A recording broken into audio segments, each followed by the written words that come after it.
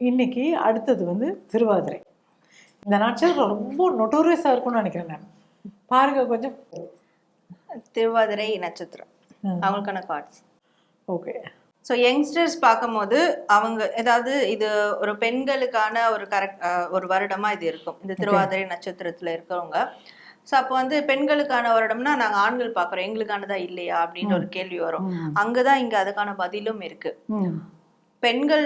பெண்களுக்கு ரொம்ப சிறப்பா இருக்கும். ஆண்களுக்கும் எப்ப சிறப்பானதா மாறும்னா அவங்க வீட்டுல இருக்கக்கூடிய பெண்களை வந்து அவங்க வழி நடத்துறது, அவங்களுடைய சஜஷன் கேட்கறது, அவங்கள சரிசமமா பாக்குறது, இத பண்ணும்போது அந்த வீட்டுல திருவாதிரை நட்சத்திர ஆண்கள் வீட்டுல இருக்கக்கூடிய பெண்கள் இவங்களுக்கு வரக்கூடிய எல்லா விதமான ப்ராப்ளத்தையும் அவங்க வந்து வெற்றி அது முறியடிச்சு விட்டு போயிடுவாங்க. பேக்ல இருந்து சப்போர்ட் பண்ணி என்ன பண்ண முடியுமோ பண்ணி அது அவங்கள நெருங்க விடாம, ஆபத்து நெருங்க விடாம அவங்க பார்த்துப்பாங்க. இப்போ பெண்கள்னு பார்க்கும்போது அவங்க ரொம்ப கிறிஸ்டல் கிளியரா இருப்பாங்க. நிறைய பாசிட்டிவான விஷயங்கள் அவங்களுக்கு வந்து நடக்க ஆரம்பிக்கும் இந்த 2025ல. ஸோ எதெல்லாம் அவங்களுக்கு பிரச்சனைக்குரியதா பார்த்தாங்களோ இருந்ததோ அதுவே பாசிட்டிவா மாறக்கூடிய ஒரு டைம் ஃப்ரேம் அவங்களுக்கு இருக்கும். சரி, இப்போ ரிலேஷன்ஷிப் வாங்க. இதுல ரிலேஷன்ஷிப்னும் போது ஒரு விஷயம் இங்க வந்து தெரியுது.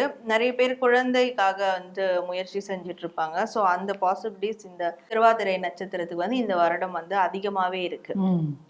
ஸோ அது ஆப்வியஸ்லி அந்த விஷயம் நடக்கும்போது அதை சார்ந்து இருக்கிறவங்களுக்கு ரிலேஷன்ஷிப்ல நல்லா போகும். ஓகே.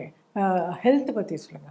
ஹெல்த் அவங்களுக்கு நல்லா இருக்கும். நல்லா இருக்கு. ஆமா, ஹெல்த்ல வந்து எதுவும் பிரச்சனை அப்படி ரொம்ப மேஜரா பிரச்சனை இருக்காது. இப்போ ரெகுலரா எல்லாருக்கும் வரக்கூடிய பிரச்சனைகள் தான் வரும். மேஜரா எந்த பிரச்சனையும் ஹெல்த்ல வந்து இருக்காது.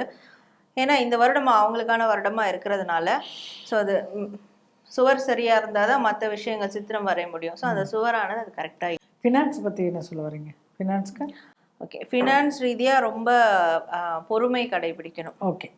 ஏன்னா என்னன்னா இங்க எவ்வளோ நன்மைகள் இருக்கோ அது மாதிரி கூடவே வந்து அந்த தீமைகளும் கூட வரும். எப்படின்னா ஓகே இவங்க நல்லா இருக்கிறாங்க, இவங்களை நம்ம யூஸ் பண்ணிக்கலாம்.